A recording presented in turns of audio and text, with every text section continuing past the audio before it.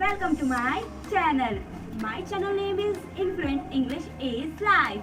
So today we are learning about vowel and consonant sound.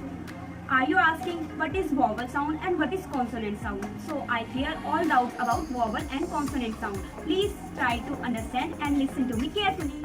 Vowel and consonant sound. अब बात आती है vowel क्या है और कॉन्सोनेंट क्या है। आप इसमें डिफरेंस पूछेंगे तो इसका डिफरेंस ये है कि जो वॉवल होता है उसमें 5 लेटर होता है। मैंने लिख रखा है यहाँ पे जैसे कि इन वॉवल्स ओनली 5 लेटर्स, इन कॉन्सोनेंट ओनली 21 लेटर। जो वॉवल होता है उसमें 5 लेटर कौन कौन से होते हैं? ए, ई, आई, ओ, यू। और कॉन्सोनेंट में 21 लेटर कौन कौन से होते हैं? जो वॉवल्स के 5 लेटर है उसको एक्सेप्शन में रख के जितने बचे हुए लेटर्स होते हैं वो हमारे क्या होते हैं? कॉन्सोनेंट। जैसे कि आप देख रहे हैं B, C, D, F, G, H, J, K, L, M, N, P, Q, R, S, T, V, W, X, Y, Z. ये हमारे क्या है? कॉन्सोनेंट। अब जो वॉवल होते हैं और कॉन्सोनेंट होता है इन दोनों को मिला के 21 letter of A to Z बनता है। मतलब ए टू जेड जो हम बोलते हैं, बच्चों को पढ़ाते हैं, वो हमारे 26 लेटर किनको मिलके बनता है? Vowel plus sound consonant. ये हमारे दोनों साउंड्स हैं।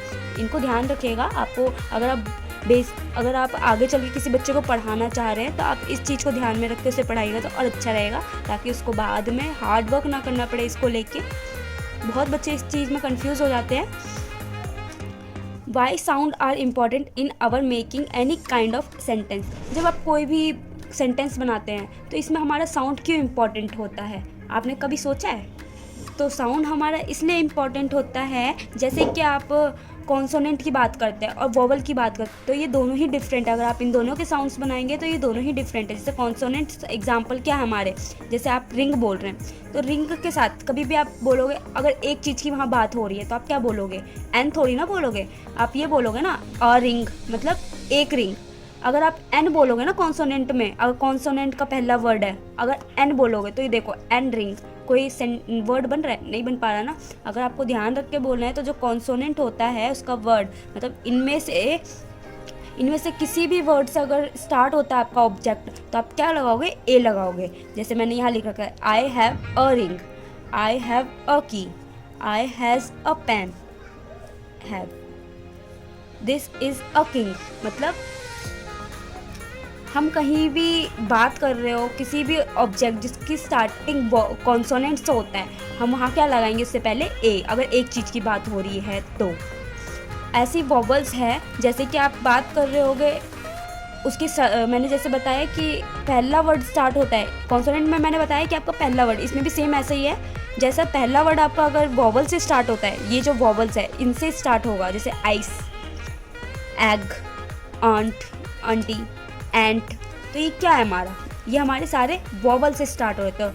I have an ice cream, I have an egg, I have an aunty, there is an ant. तो ये क्या है हमारा? Vowel examples. ओके, आप इस चीज़ को ध्यान रखें, अपना नॉलेज और इम्प्रूव करें। मैं चाहती हूँ ज़्यादा से ज़्यादा आप मेरे से सीख पाए या फिर आपको कुछ सीखने को नया मिले। बहुत से लोग होते हैं जिनको नहीं पता होता है। अगर ये चीज़ आपको पता चल रहा है तो प्लीज़ आप नॉलेज गेन करें और इसको इम्प्रूव करें, अपने लाइफ में डेली यूज़ करें, ताकि ये आप कभी भूलें ना और ये आपका हैबिट बन जाए। अब एक चीज़ सुना होगा कि हैबिट जब तक आप नहीं बनाओगे किसी चीज़ को तो वो इम्प्रूव नहीं हो पाएगी। तो प्लीज़ आप इसको ध्यान रखें और अपने डेली लाइफ में यूज़ करें। और मेरी वीडियो को प्लीज़ लाइक एंड सब्सक्राइब ज़रूर करें और शेयर ज़रूर करें, ताकि मैं और ज़्यादा वीडियो बना के आपके लिए आगे इसको भेज सकूँ।